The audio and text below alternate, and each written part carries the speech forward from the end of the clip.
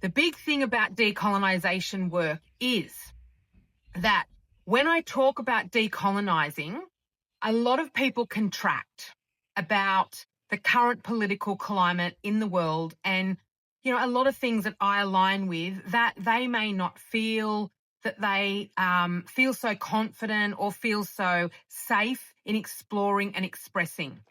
The thing is about safety is that we can map it in our bodies.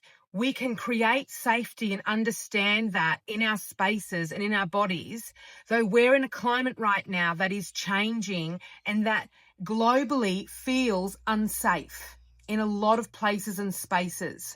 So we need now to pivot on our safety. We need to start to understand and learn how to be safe in situations and places and spaces and topics where there is conflict, where there is a differing of opinions, where there is unknown and maybe sticky and difficult and painful experiences or realities within our own system and previously. We need to learn how to be feeling safe in community and with each other and leaning into these difficult, sticky, overwhelming, I don't know where to start topics like genocide. And we need to start to cultivate not just safety in our systems and in our communities, but listening, being like really hearing and understanding the other person's perspective, not necessarily agreeing, but also disagreeing, disagreeing in a respectful way and leaning in, particularly as a white woman, leaning in to places and spaces and understanding if you are white-skinned, that you have unconscious bias and a privilege that can open doors for you and opportunities for you that other women of colour do not have, other people of colour do not have, other ethnicities do not have. And I want to make it really clear that as a white woman, and if you are white and you're listening to this, it is our responsibility to start to create and use our privilege in these spaces and places in order to elevate and lift women and other people from other cultures and skin colours, because we're not free until we are all free. And what we can be doing as white women is starting to understand that we cannot see the lens through which other women walk. Other women from other cultures or have, different skin colors. We don't know what they endure on a day-to-day basis, subtly and overtly with racism. We don't know that because we only see our life through the lens in which we have been born and we experience. And we need to drop the I know it all and all is one kind of rubbish, because we cannot know the experience of what these other people are having because we are not experiencing it. We can never experience it because of our skin color, because of the privilege that we have. So when I talk about decolonizing, I'm talking about all is one. I am talking about that, but I'm not talking about the same all is one that you're talking about.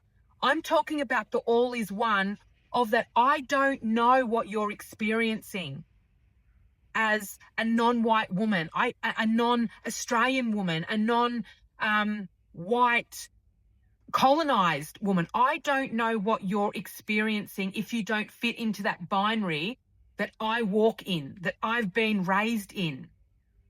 And my job here is to open and accept your diversity and hold impeccable space to learn about your experience, to hear what you have to say, and to take that on in my system, and for it to touch on my unconscious bias and my privilege so I learn and lean in to doing better next time. I don't know it all. And white women need to understand that we don't. We need to understand our privilege. We need to understand our lens, and then we need to dismantle that shit because it's oppressing other people who aren't in that binary, who aren't for me, heteronormative white woman that does not, if you're not fitting into that stream, then I need to know and understand what stream, what you're identifying with, and then I need to dismantle the unconscious biases within my system that I'm not aware of, or that I am aware of, in order to meet you where you're at. And that's that. When we do that, then there's no division.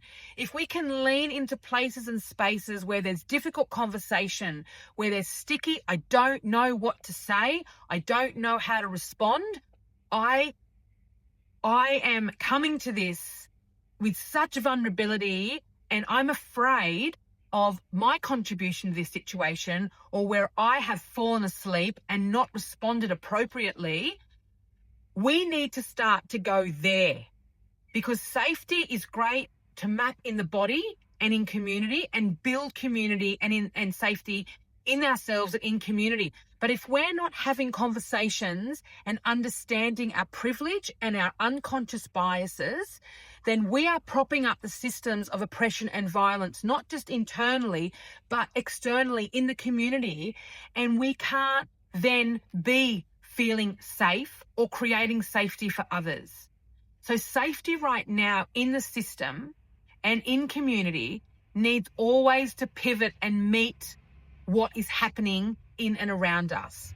And I know it's scary. I know that I've been there. I am there at times, that you don't know what to say. You don't know how to move in it. The system feels overwhelming. I can't take on another thing. It's too painful. I'm looking for a good news story here. I get it. I do it too. But we need to then take it and titrate it in little tiny spaces, and check in with our system and create safety in our system in order to meet more of it, in order to have those hard conversations, in order to educate ourselves.